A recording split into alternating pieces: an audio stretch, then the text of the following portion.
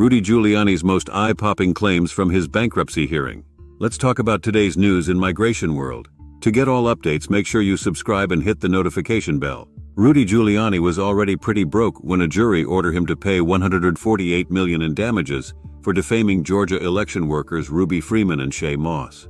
So it wasn't much a surprise when the former New York City mayor turned Donald Trump lackey filed for bankruptcy days after the December 15th verdict. Giuliani listed nearly $153 million in existing or potential debts and assets worth $1 million to $10 million. But Giuliani's actual net worth is an open question. In recent weeks, he's provided more details to U.S. Bankruptcy Court for the Southern District of New York, claiming he has a net income of $2,308 per month and monthly expenses of $43,797. However, as Law and Crime notes, Giuliani's creditors don't trust those figures, which makes sense as he's trying to get out of paying what he owes, and he led Trump's audaciously mendacious campaign to steal the 2020 election.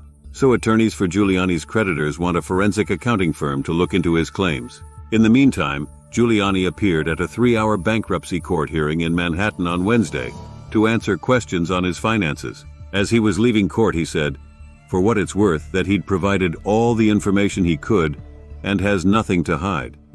Giuliani's political advisor, Ted Goodman, said in a statement that Giuliani was in court due to the abhorrent weaponization of our justice system for partisan political gain. Here are Giuliani's most eye-popping claims from the hearing. Donald Trump owes him $2 million in legal fees. Giuliani seemed to confirm reports that Trump owes him a hefty sum for his time serving as the president's personal lawyer. Trump reportedly refused to pay his legal bills, even though he has money sitting in a Patriot Legal Defense Fund for just this kind of expense, and Giuliani begged. At the hearing, Giuliani estimated that he's owed about $2 million for running Trump's legal team as they tried to have the 2020 election overturned, but he never got a salary. Once I took over, it was my understanding that I would be paid by the campaign for my legal work and my expenses to be paid, he said, per The Independent. When we submitted the invoice for payment, they just paid the expenses. Not all, but most. They never paid the legal fees. Giuliani was careful to say that his gripe isn't with Trump himself, who recently hosted a fundraiser that brought in $700,000 for Rudy's legal defense. It is my understanding that I would have a complaint. Certainly against the campaign and RNC, not against Trump, he said. He owes nearly $40,000 in golf club fees. Court documents show Giuliani owes $38,520 in membership fees to Florida's Emerald Dunes Country Club, though this claim is listed as disputed. He also owes the Trump International Golf Club $647. That seems like the kind of thing Trump could easily forgive, considering the circumstances, but apparently not. He owes nearly $10,000 in overdraft fees. Giuliani revealed he owes $95,030 for an overdraft on a Citigold checking account, per the Wall Street Journal. He attributed this to a bounced check. He can't pay his taxes. Filings also show that Giuliani owes $720,000 to the IRS centralized insolvency operation and more than $280,000 in unpaid New York state and city taxes. At the hearing, Giuliani said he fell behind on his taxes in 2021 because he didn't have enough cash. So he made an agreement with the IRS to sell his Manhattan co-op. He listed the property for $6.5 million last summer, but has been struggling to sell it. He's still paying his ex-wife alimony. Giuliani said he has 1 year left of alimony payments to his third wife, Judith Nathan, who divorced him in 2019. But under the terms of his divorce, he'll continue paying for her mother's nursing home fees. He's spending a lot on Ubers and dry cleaning.